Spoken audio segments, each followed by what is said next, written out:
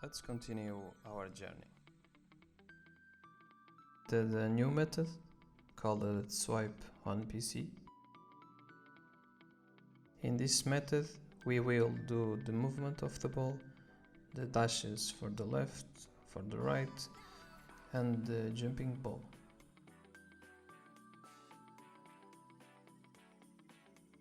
First we need to check if the button was pressed, and this is the code for that. And when the mouse was pressed, we just need to store the vector of the mouse position, and for that we will create a new variable.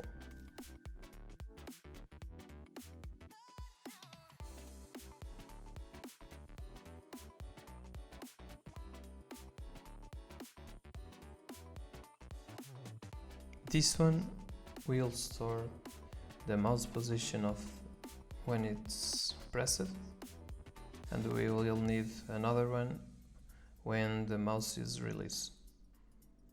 And for the third one, we will just make the difference between when the mouse is released and the mouse is pressed, and we can call it current swipe. Right now, let's create two variables, the move force and the jump force.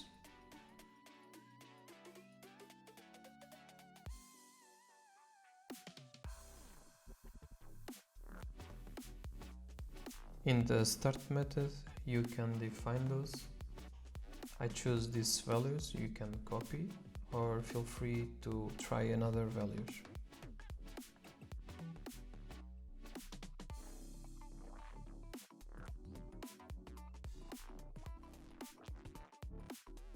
Let's just store the mouse position when you press the mouse.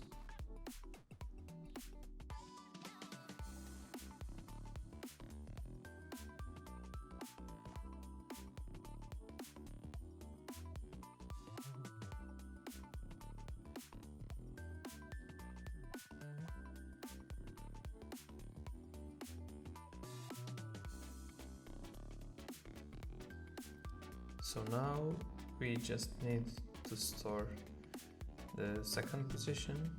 It's when the mouse is released.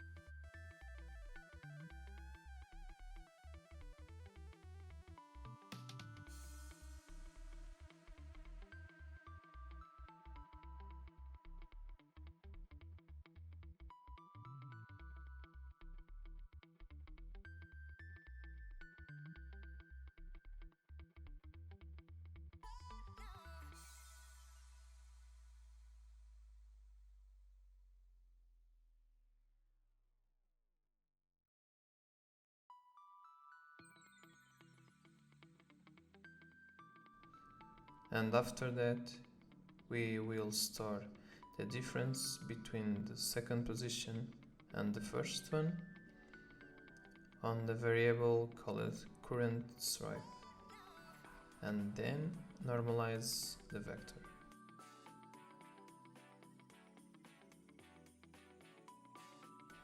This means now we can know if the player swipe up, down, left or right. Now we have to see if the player is not known. If you have a player added in Unity,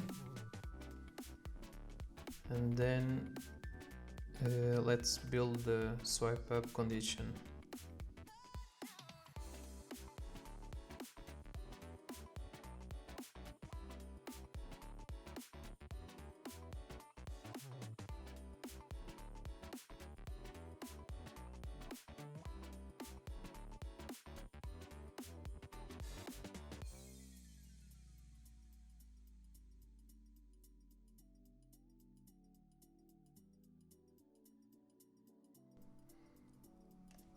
This is the condition for the swipe up.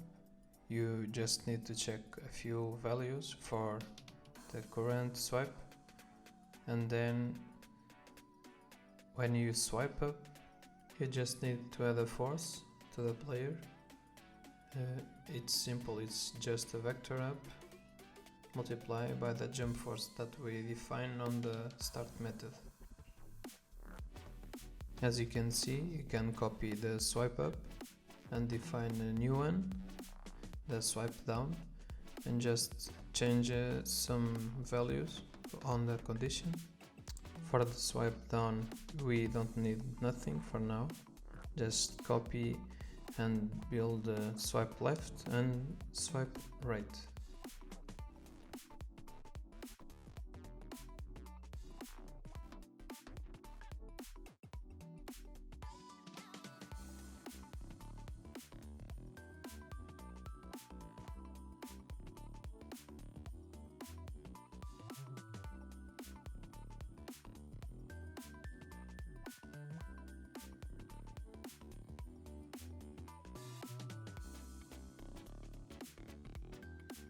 So right now we have all conditions set.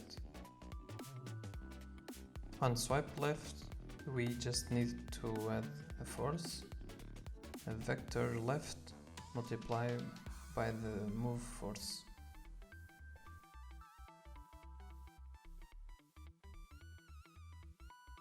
On this case, you just copy and change the left for right.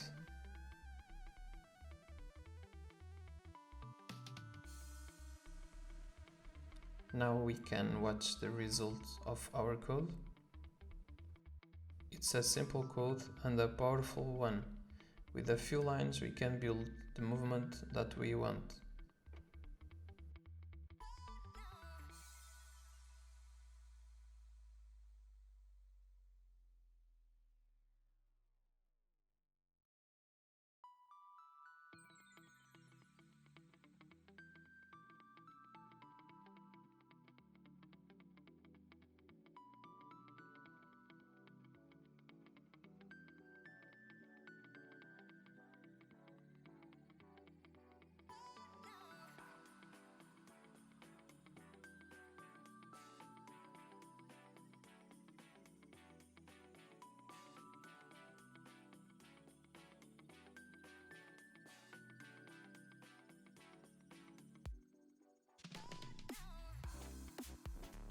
So let's check if the player it's not null, and then we will store the initial position of the ball.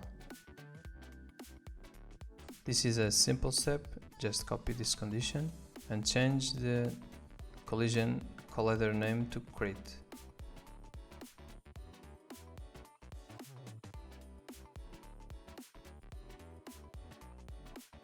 After that, we need to put the player on the initial position. Just play on the Unity editor. When the ball collides with the crate, as we can see, the ball returned to the initial position. When it happens, we noticed a little bug with the camera. It's an easy step to fix it. We just need to freeze the rotation of the camera.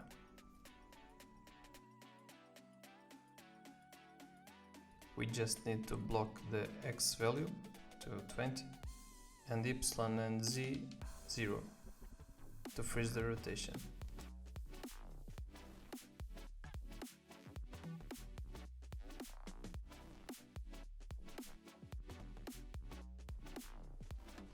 So when the ball falls, as we can see, we just need to reset its position.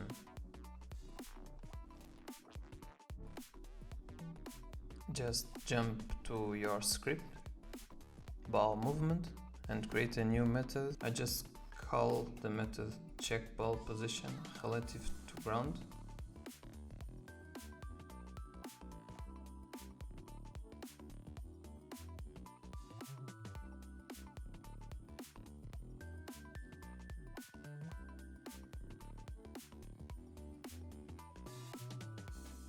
We just need to check if the player is not null and ground 2.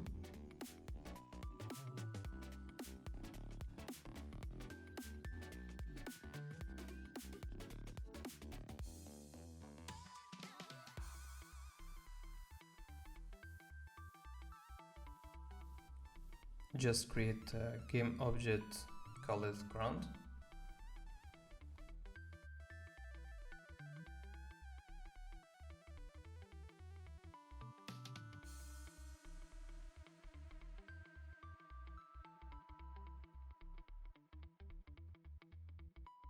And we just need to see if the player it's less than the ground position.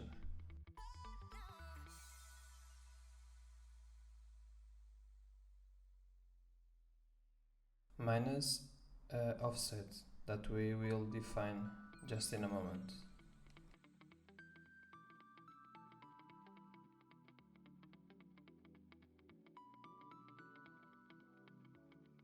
Just create a variable. We define 5. I think it's enough to the distance between the ground and the player.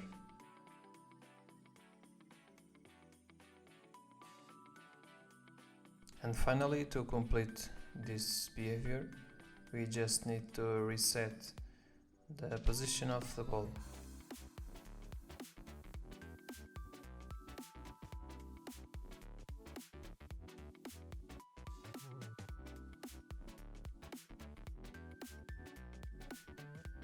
Just tell me what you think about this video on the comments below.